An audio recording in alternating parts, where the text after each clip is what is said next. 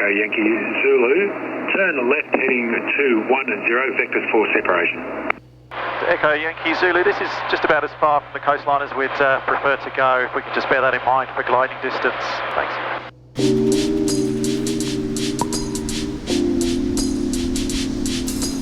If you watched the last video on the channel, you'll know that I'm down at Merimbula Beach at the moment, here on the east coast of New South Wales. And as I rather breathlessly walk my way, I'm generally quite a fit person.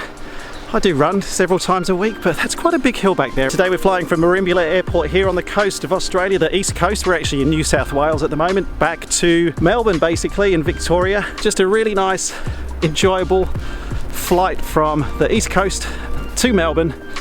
Against headwinds, of course. I always get headwinds. About an hour and a half it should take us, maybe an hour and 40 minutes. We're going to go through the military zone. So we have to get clearance to go through that military zone in East Sail. And apart from maybe a little bit of turbulence that I think we'll get off the hills just in the first sort of 20 minutes of the flight, should be a beautiful day for it. All right, let's go find Echo Yankee Zulu.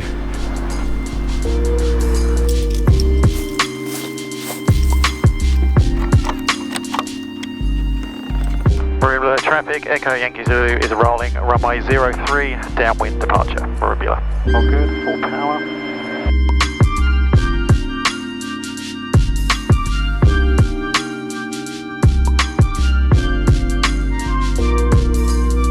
.500, canisters available, fuel pump stays up, right hand circuit, right turn. Melbourne Centre, Echo Yankee Zulu departed Merimbula, time 35, stand by for departure. Echo Yankee Zulu, Melbourne Centre, squawk 4334, no reported IFR traffic, American H1014. 4334 and 1014, Echo Yankee Zulu.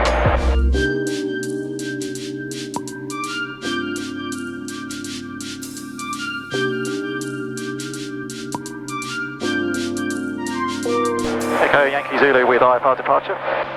Echo Yankee Zulu. Echo Yankee Zulu departed Merimbula, time 35. We're passing 4,000, climbing 6,000. Estimate octet, time 54. Echo Yankee Zulu, I think you already said so, but QNH 1014. 1014, thanks. Echo Yankee Zulu. And now we're up at 6,000 feet. We're just leaning out the engine here to make sure it gives us the best fuel economy that we can get on the way home. I've taken us a different way. I'm actually going southbound and then across the coast, the southern coastline, rather than across the hills, just because there's quite a strong wind coming from the west today and coming into Merimbula. On the previous video on this channel, there was a little bit of turbulence coming in just over the hills. Just to avoid that, to keep that all off to one side, it only adds probably about another 10 minutes to the whole journey. I've just decided to cut out the mountains and hug the coastline a little bit more. Plus, you know, it's pretty down here as well.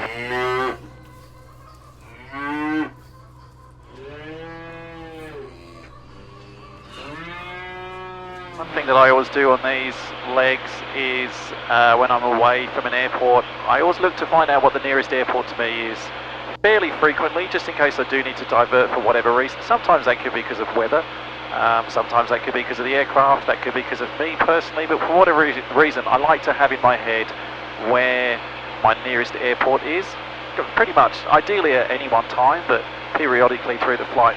So I was looking here at my nearest airport. We're coming up to a place called Orbost, which is just going to be underneath the right wing shortly. One thing I did notice though is there's an airport called Tuna Platform. No idea what that is, but also there's a waypoint. Have a look at this waypoint out into the ocean. We're not heading out in that direction, but waypoint's called Mackerel. There must be some fishing that goes on, or someone who was naming these waypoints was just bored one day and maybe they fancied fish and chips for dinner. Got a fairly good headwind, pretty much 30 knots straight on the nose actually, which reminds me of my trip around Europe with Philippe. We seemed to suffer from headwinds irrespective of which direction we were going.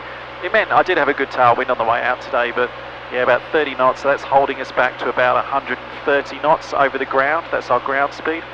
Not ideal. It means it's going to be about an hour and 40 minutes getting home. It was about an hour and 20 minutes getting out. Not too bad though, but I am doing regular fuel calculations just to make sure that with the fuel flow that I currently have, with the ground speed I have, I always do it a little bit conservatively as well. I kind of overinflate, so we're doing 13 gallons an hour at the moment in terms of fuel flow. Always on the pessimistic side when you're doing fuel calculations, expecting things to get worse. But we have plenty of fuel to get back to Moorabbin. In fact, we've got a good couple of hours of reserve if we need it once we actually get down to the ground.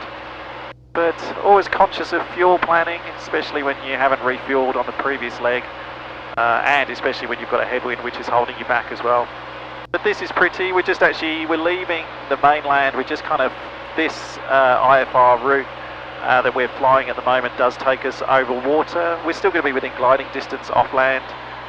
If we have any problems and I need to get back towards land. Echo Yankee Zulu, turn left heading 210, vectors for separation. Left 210, Echo Yankee Zulu. We just received a change of heading from East Sail, which is the military airspace that we're in now. They actually wanted us to turn further out into the ocean just to avoid other aircraft that are operating. This means we're heading away from the coastline. I'm just about still within gliding distance, so I'm only going to do this for a short while longer, and then I'm going to get on the radio and tell them that I'd rather go back towards the coastline if we can. I don't really want to just be vectored all the way out to sea. That's not very good when we're not prepared for an overwater crossing on today's flight. I say not prepared, I do have the life jacket in the back like I said before, but just wasn't actually considering flying over water today. So as I've always said on this channel before, if you're not sure, if you don't feel comfortable, don't just blindly do what someone tells you to do. Ask, which is what I'm going to do now. To Echo Yankee Zulu, this is just about as far from the coastline as we'd prefer to go, if we can just bear that in mind for gliding distance regarding these vectors. Thanks. Echo Yankee Zulu, copied. Resume our navigation, position bearing 072 ESAL 40 miles, re-cleared direct ESAL plan route, and I will have to vector you a little bit further to the south once you're closer to the coastline. Copied that, thank you very much. Re-cleared direct ESAL plan route, Echo Yankee Zulu. Alright, let's go direct East Sail, let's activate that.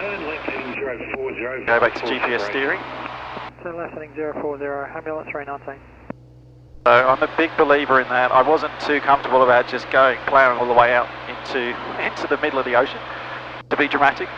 So instead just asked, said, we're not comfortable, can we just not go any further? And the controller was awesome, that's great. So he said, well actually no, come back in then, go direct to sail, but when we get close to the coastline, he's going to vector us around. That means I can stay within gliding distance of land.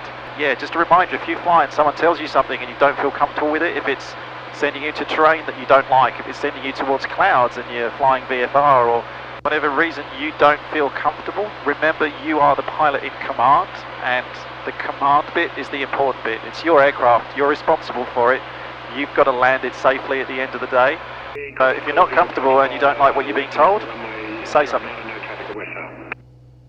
Echo Yankee Zulu, turn left heading 230, vectors for separation, and you expect to be on this heading for only approximately 10 miles.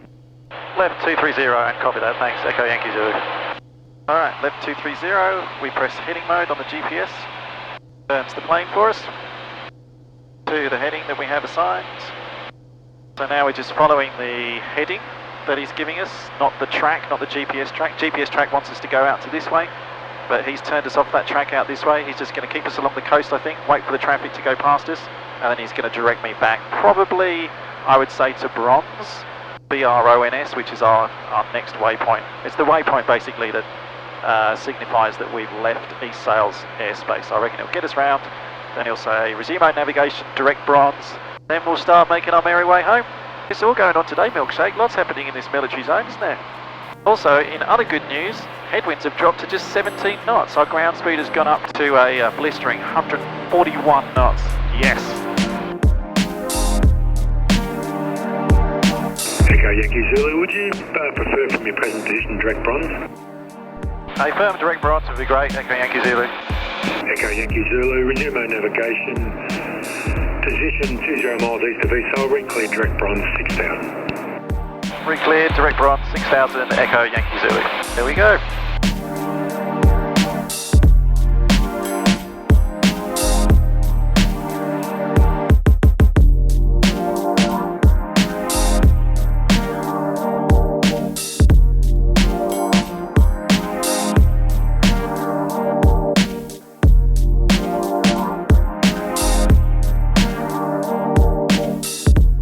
Echo Yankee Zulu, we're following the aircraft just on short final over the golf course now.